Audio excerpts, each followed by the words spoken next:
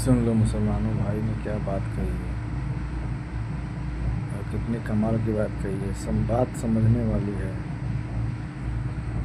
अगर तावीज की जगह पूरे पीर साहब को ही क्यों ना गले में लटका लो, लेकिन होगा वही जो मेरा अल्लाह चाहे। आपने अक्सर देखा होगा कि लोग हाथ में, पाँव में या गले में तावीज पहनते हैं और उसका रीजन सबका अलग अलग होता है। कोई कहता है कि मेरे सर में दर्द रहता है इसलिए मैं तावीज पहनता हूँ, या कोई किसी बीमारी से शिफा पाने के लिए तावीज को पहनता है।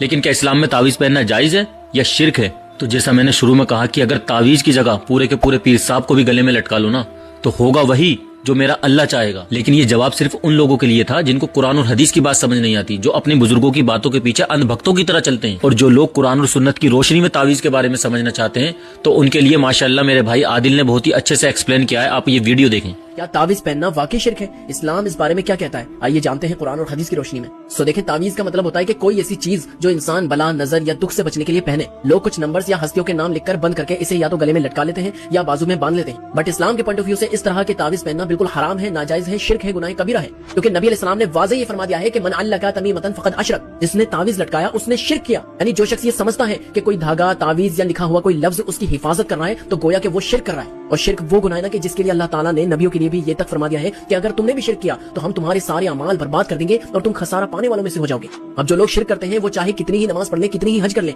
अल्लाह के यहाँ पर उनका कोई भी अमल काबिल कबूल नहीं होगा जब तक कि वो शिर्क करना ना छोड़ दे। और इसी तरह एक तावीज की किस्में वो होती हैं जिनमें कुरान की आयत लिख के लोग पहनते हैं, तो क्या ये भी शिर्क है? सो देखें, इसे हम शिर्क नहीं कहेंगे, लेकिन ये सुन्नत भी नहीं है, क्योंकि ना ये नबी अलैहिस्सलाम ने पहना, ना सहाबा इकराम ने पहना। सो इससे भी हमें बचना ही चाहिए, क्योंकि कुरान जो है अल्लाह ताला ने हिदायत के लिए नाजिल किया है, ना कि तावीज के लिए। क्योंकि कुरान में शिफा जरूर है, लेकिन इसे पढ़ने से शिफा मिलेगी, ना कि गले में लटकाने से। फॉर एग्जाम्पल के कुरान में तो ये भी आयत है कि शहद में शिफा है। अब क्या आप शहद की बोतल को अपने गले में लटकाते हैं शिफा के लिए? नहीं ना, जाहिर है उसे चाटते हैं तभी तो शिफा मिलती है। सो इसी तरह जब आप कुरान को पढ़ के दम करेंगे और अल्लाह ताला पर तवक्कुल करेंगे तभी तो शिफा मिलेगी। जैसा कि नबी अलैहिस्सलाम पढ़ा करते थे सोने से पहले अल मुअव्विज़ात, यानी 3 पनाह देने वाली सूरतें, सूरह इखलास, सूरह फलक, सूरह नास, ये 3 सूरतें पढ़ के अल्लाह के नबी अपने ऊपर दम करके सोया करते थे। सो ये है सुन्नत तावीज जो आप कर सकते हैं।